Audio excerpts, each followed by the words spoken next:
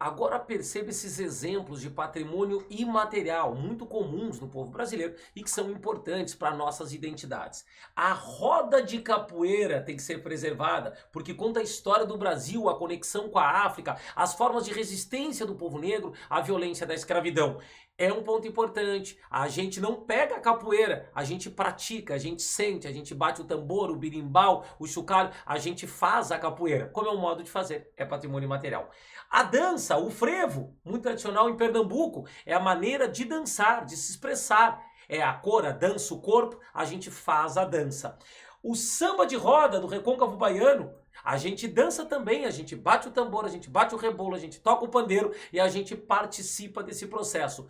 E nos últimos tempos tem alguns manifestações culturais que são tombadas como patrimônio, inclusive da humanidade, não é só do Brasil, como arte, como manifestações culturais de povos isolados e em riscos de extermínio, em risco de eliminação. É o que acontece com alguns grupos indígenas brasileiros. A arte Quixuá, que é uma forma de pintura corporal de indígenas Voz Japi no Pará, serviram como patrimônio da humanidade. É a maneira de pintar o corpo, é a representação que isso tem para determinado grupo indígena, é uma maneira de se vestir, de dançar e celebrar o próprio grupo. Para preservar a diversidade cultural da humanidade, a gente tem que preservar as distintas manifestações então desses povos e protegê-los para que eles possam continuar representando suas próprias expressões culturais sem padronização. Lembra, sempre que o Enem fala em padronização da cultura, olha com desconfiança, porque isso é resultado da globalização, tá? E da chamada indústria cultural que invade todas as casas. Para manter a diversidade, a gente precisa manter a arte original de cada grupo humano, certo? Beleza? Tema sobre cultura vai aparecer na prova, a gente olhou os principais conceitos aqui. Agora a gente vai para uma parte mais conteudista da prova. É comum vocês escutarem, no Enem não cai história, no Enem não cai conteúdo, é só interpretação. Não é. Se a gente for com esse raciocínio, a gente vai se dar mal. Vem comigo aqui. Alguns dos conceitos são aparecedores de prova, como eu te mostrei nas questões acerca de cultura.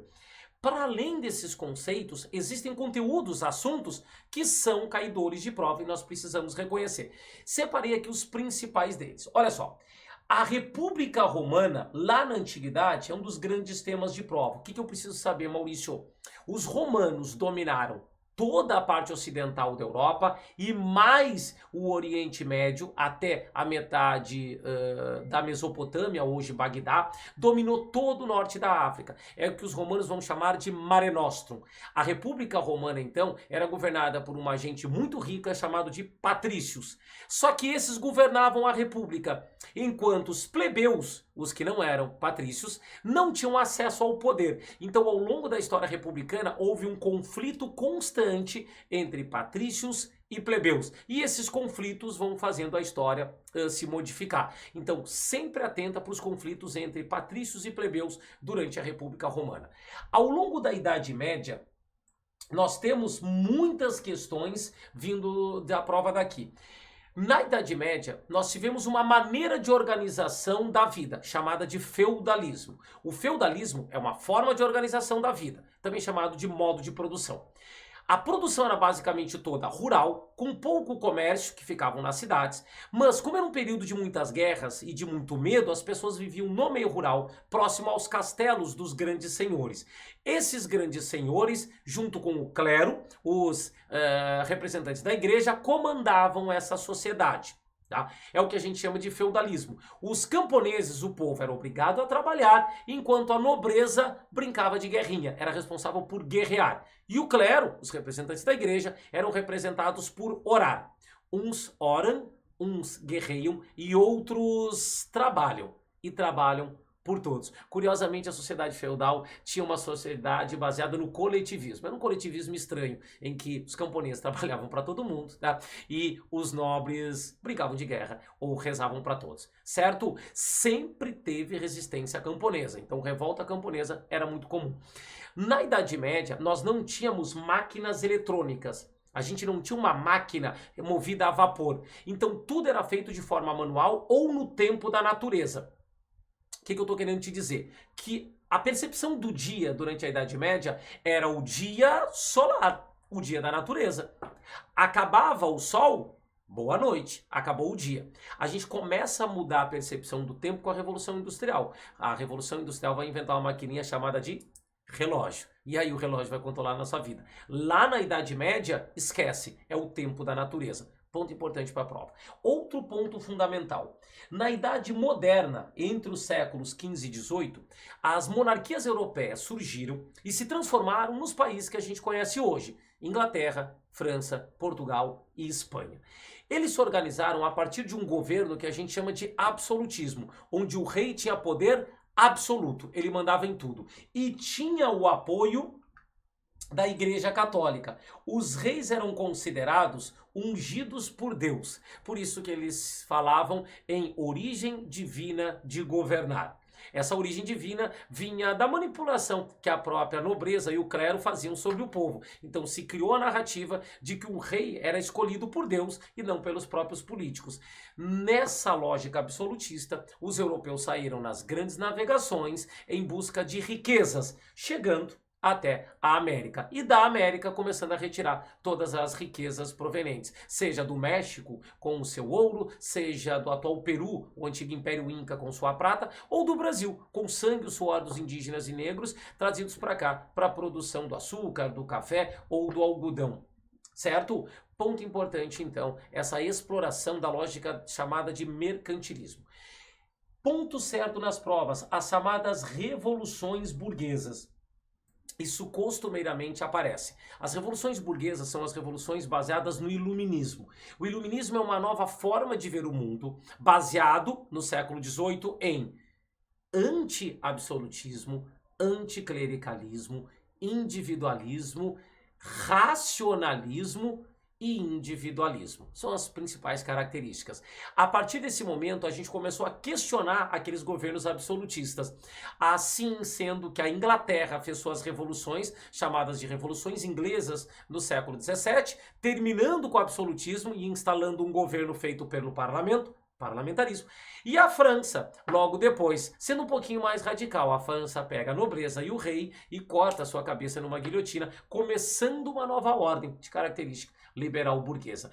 Aqui na América, os norte-americanos começaram com as ideias iluministas. Foi o primeiro país a se tornar independente na América, seguindo os princípios iluministas. No início do século XIX, todas as nações da América até então colonizadas começaram seus processos de independência, onde tem o Brasil. Beleza? Vai aparecer em prova. Outro temazão clássico de prova, neocolonialismo. E esse é um assunto que a gente precisa controlar. Eu não tenho como ir para a prova sem saber desses assuntos. Certinho?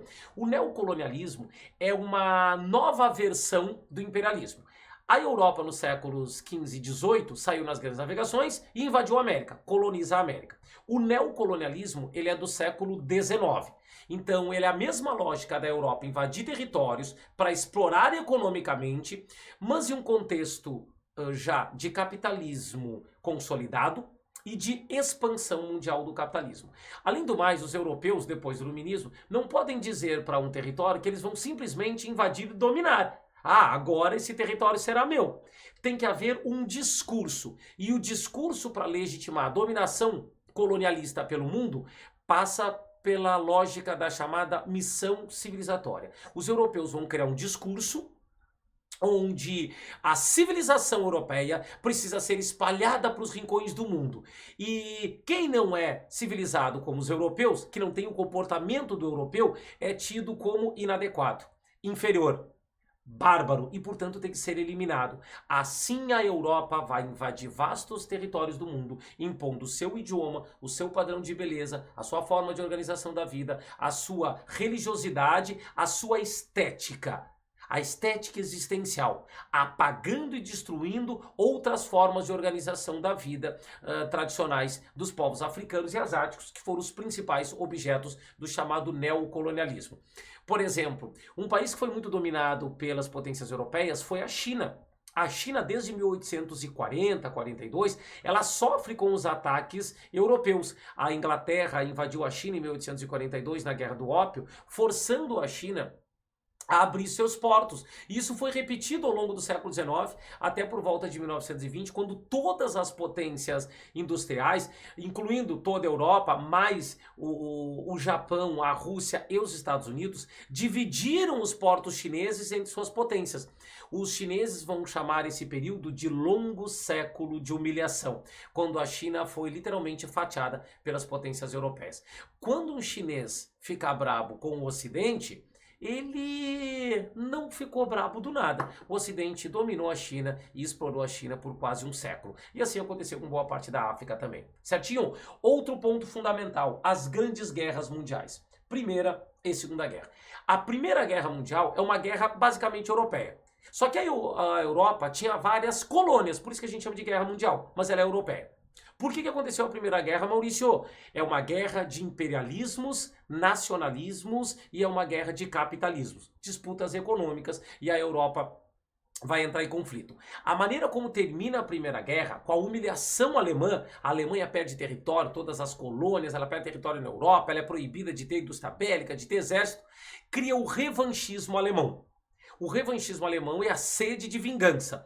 Com a ascensão de Adolf Hitler em 1933, nesse período entre guerras, a Alemanha se prepara para se vingar na guerra. E começa a Segunda Guerra em 1939. Então, a Segunda Guerra é a continuidade da Primeira. Guerra é sempre uma tragédia. Nós temos na Segunda Guerra Mundial 60 milhões de mortos, 20 milhões de mortos na União Soviética. A gente tem 6 milhões de mortos na China, 4 milhões de mortos na Alemanha, cerca de 6 a 7 milhões de mortos judeus em holocausto pela política de extermínio do povo judeu. Tem muita tragédia na Segunda Guerra Mundial. Ela termina com a vitória dos aliados, União Soviética, Inglaterra, Estados Unidos, o Brasil está junto dessa aliança, mas o trauma é para o mundo inteiro. O mundo sai endividado, o mundo sai traumatizado da guerra. Nós, Brasil, enviamos 20 mil soldados para a Segunda Guerra Mundial. Foi importante, o Brasil teve uma significação, uma importante presença na guerra. Pro Brasil foi importante, 20 mil soldados. Para a guerra foi uma participação pequena. Mas pra gente foi importante. O Brasil, da ditadura Vargas, vai pra guerra e volta faceiro. O fato é que, depois da guerra, nós temos duas grandes potências mundiais. A União Soviética e os Estados Unidos, que vão brigar pelo poder ao longo do próximo metade de século. Certinho? Grandes temas de prova que vão aparecer com muita frequência. Beleza? Outro ponto. Durante a Guerra Fria, que é o período que vai de 45, final da guerra, até 1989, quando a gente tem a abertura da União Soviética, aí a queda do Muro de Berlim, existiram várias guerras pelo mundo, normalmente envolvidas Estados Unidos e União Soviética, mas nunca de forma direta. A guerra nunca aconteceu de forma direta, sempre por áreas de influência. Então, tanto Estados Unidos quanto a União Soviética acelera para se armar muito, vai se armar pra caramba, eles vão ter muita arma, tá? Tanto Estados Unidos quanto a União Soviética, eles vão produzir armas nucleares para destruir o mundo diversas vezes, 7, 8 vezes dá para destruir o mundo. Por isso que tanto os soviéticos quanto os norte-americanos perceberam que não dava para ter uma guerra, porque eles destruiriam o mundo. Mesmo assim, as guerras foram constantes ao longo do tempo de forma indireta. Durante esse período da Guerra Fria, nós também tivemos a descolonização da África e da Ásia. Lembra que a gente falou do neocolonialismo? Agora a gente fala sobre a descolonização. África e Ásia começaram seus processos de saída dos impérios europeus. A Índia foi uma das primeiras, em 47, comandada por Mahatma Gandhi e o pacifismo de Gandhi, a chamada desobediência civil, não respeita as leis inglesas. A China, um outro grande território, fez uma revolução comunista em 1949, comandada por Mao Tse-tung. Percebam, a China de hoje ela é fruto de uma revolução que rompe com o domínio imperial europeu. A China é uma potência porque ela foi fazendo seu caminho próprio. Foi errando, foi acertando, foi errando, foi acertando e construiu uma grande potência hoje. Então, tem pontos fundamentais aí nesse chamado período entre guerras. Angola e Moçambique foram das últimas colônias a se libertarem. Colônias portuguesas, tal como o Brasil, Angola, Moçambique e Cabo Verde, se libertaram de Portugal em 1975. Uma coisa importante, a maioria dos países africanos e asiáticos que se libertam de antigas colônias, eles se tornam países socialistas. Por que socialista? É que é mais ou menos o caminho natural nesse contexto. A dominação era capitalista. Se a dominação é capitalista, a resistência, a reação à dominação, ela tende a ser do sistema contrário. Então a maior parte dos países são socialistas. Na bandeira de Angola, né, tem bem grande ali uma foice e um martelo, né, para lembrar do socialismo. Mas nem todos esses países que fazem revoluções, eles são países que vão continuar no socialismo ou que eram áreas ligadas à União Soviética. Muitos desses fizeram caminhos distintos, certo? Outro ponto fundamental. Apesar da derrota fascista na Segunda Guerra, Itália e Alemanha foram derrotadas, os governos fascistas ainda permaneceram na Europa. E aqui tem uma importância grande para Espanha e Portugal. Por quê, Maurício? Seguinte, Espanha e Portugal não se envolveram na Segunda Guerra Mundial, mas elas tinham governos fascistas. A Europa, então, vai apoiar esses governos fascistas porque eles combatem a expansão do comunismo.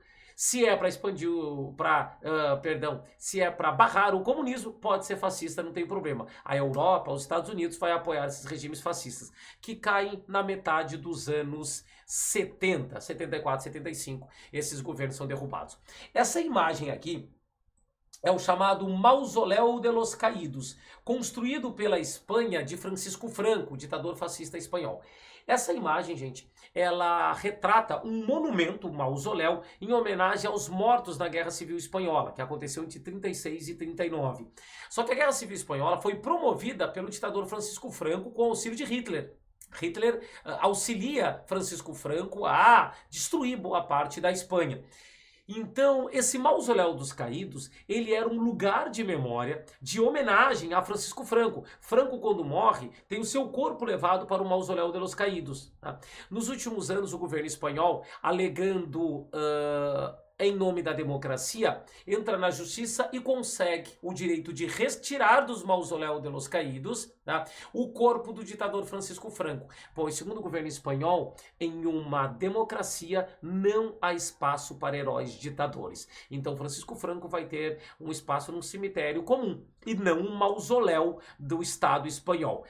Segundo o próprio governo espanhol, as vítimas da guerra civil dos fascistas poderão descansar depois da retirada de Francisco Franco do mausoléu. Lembra quando a gente falou em lugares de memória? Pois é. Escolher que monumento será homenageado e qual o sentido do monumento é um espaço de memória. As questões podem te perguntar sobre a Guerra Civil Espanhola ou o fascismo espanhol e pedir que tu raciocine a produção de memória sobre esse evento. Imagina que bonita apareceu uma questãozinha dessas da prova e aí tu vai resolver com calma e com tranquilidade porque tu tá preparado, certo? Seguimos com os principais assuntos das questões de prova. Olha só.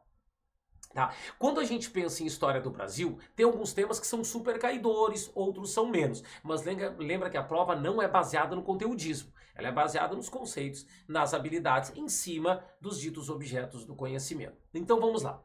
Sobre Brasil, é importante a gente perceber qual é a lógica de exploração e dominação em cima do território brasileiro. Tá? O mercantilismo é a estratégia da política econômica dos europeus ao chegar na América. Era baseada no quê? Grandes navegações, sai navegar para ver se encontra algum lugar do mundo. Chega nesses territórios, no Brasil ou na Índia, o que tem de riqueza aqui? No Brasil, na Índia ou no litoral do reino do Benin, atual Nigéria? Tem açúcar, na verdade tinha pau-brasil no Brasil, tinha ouro no Benin e tinha pimenta na Índia. Dá lucro? Dá lucro. Então os europeus vão retirar esses recursos e levar para vender com preço muito mais caro na Europa. Essa é a lógica do mercantilismo. Arrumar uma colônia para tornar sua e extrair as riquezas com a forma mais violenta possível. No Enem sempre vai aparecer questões sobre a escravidão. Na verdade, sobre a história do povo negro e o negro na sociedade brasileira. E um dos grandes temáticas é a escravidão. Primeiro, olha aqui, gente. Escravidão indígena. A escravidão indígena no Brasil, ela sempre esbarrava em uma espécie de conflito. Por quê? Os colonizadores queriam escravizar os indígenas, mas os religiosos queriam converter para o catolicismo. Então, os religiosos se enfrentavam constantemente com os europeus. Por quê? Exploração econômica e catequese muitas vezes se confundiam. Mas, para além dos interesses europeus, o povo nativo do Brasil tem seus interesses. Atuou, resistiu, aceitou, assimilou, aprendeu coisas com os europeus, ensinou os europeus. Então, o povo indígena brasileiro vai compor muito da cultura brasileira. O europeu chega aqui, eu vou te lembrar de uma coisinha. O europeu não sabe o que comer. Ah, mas tem mandioca, eles enxergam aqui a mandioca. Mas tem mandioca, aipim, que é venenoso. Tem aipim, macaxeira, né, que não dá para ser humano comer, que precisa de um processo de cuidado. A mandioca brava tem que ferver lá vários dias. Então, o português e o europeu de maneira geral vai aprender no Brasil com os indígenas os venenos e os remédios, o que pode comer e o que pode matar. Por isso que a cultura indígena é fundamental para a formação da cultura brasileira. E um temazão de prova, tá, é a luta do povo negro pelo fim da escravidão. Lembrando o seguinte, a escravidão, ela acontece no Brasil, ela é uma alternativa de Portugal, porque Portugal queria lucro. O lucro do comércio negreiro é a definição do porquê de escravizar o africano. A outra questão, além do lucro do comércio negreiro, racismo. Os europeus criaram, no século XV para o século XVI, a ideia de raça. E a raça adequada seria a deles. Os europeus é que seriam os únicos a ter o conhecimento e se comportar de maneira adequada. Todo aquele que não era europeu, cristão e branco, esteticamente branco, seria colocado como o outro e, portanto, inferior. É nesse momento que os europeus começam a dar cor ao outro, ao que ainda que não é europeu. Na África, será o negro. Na América, não é bem negro, mas muito menos branco. Então os europeus vão usar o termo vermelho. Aqui no Brasil, os portugueses chamavam as populações indígenas de negros da terra. Então, vermelho na América, ou negros da terra, o negro na África e no Oriente. Ih, rapaz, o japonês é branco, o chinês é branco. O que vai acontecer? Ah, mas ele não é culturalmente branco. Então, o que a Europa faz? Bota uma cor nele. Vai chamar o oriental de amarelo. Convenhamos, ninguém é amarelo. Simpsons talvez seja amarelo. Mas o fato é que o europeu passa a dar cor ao outro e justificar, então, a sua dominação e até mesmo a escravidão por esse domínio cultural. Então, o domínio cultural e a exploração econômica justificam para os europeus a escravidão de povos não europeus, seja indígenas no Brasil, ou na América inteira, sejam os africanos, sejam os orientais. A escravidão não foi inventada pelos europeus, mas a escravidão com base no racismo foi inventada pelos europeus, certo? Aqui no Brasil, a gente teve a transferência de cerca de 5 milhões de pessoas originárias da África. O porto de Ajudá, no Benin, foi o maior porto de transferência de escravizados para o Brasil, junto de Luanda e Cabinda, no Congo e Angola, no sul da África.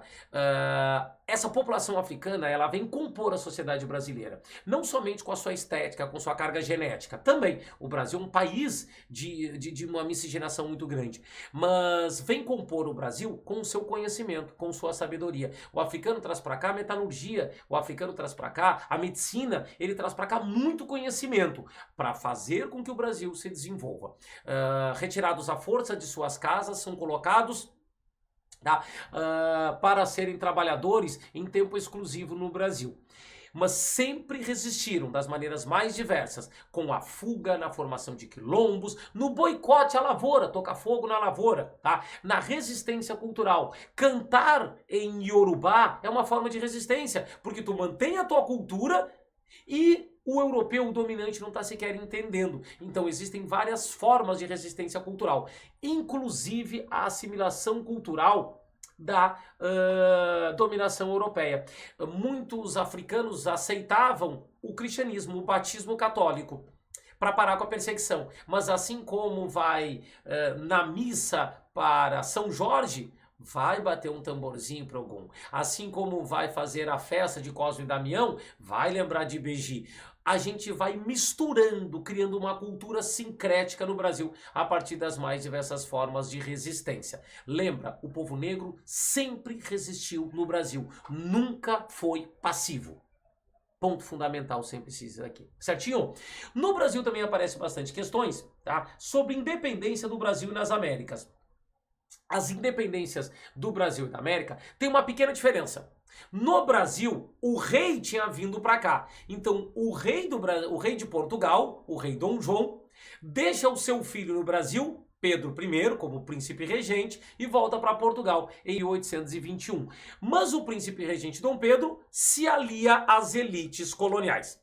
Certo? Então, a independência do Brasil foi forjada pelas elites coloniais junto com Pedro. Só que para assegurar a independência, tu precisou de guerra para expulsar português do Brasil. E a guerra não foi feita pelo Pedro. O Pedro contratou mercenários europeus para lutar pela independência. O povo brasileiro é que resiste. É o povo brasileiro em Itaparica, na Bahia, que impede a invasão dos portugueses. São homens, mulheres, negros, brancos, em maioria pobres, que pegam em armas no que der de armas. Às vezes é um pedaço de madeira, numa pedra, areia nos olhos dos portugueses. Mas o Brasil resiste e garante a independência com a luta popular.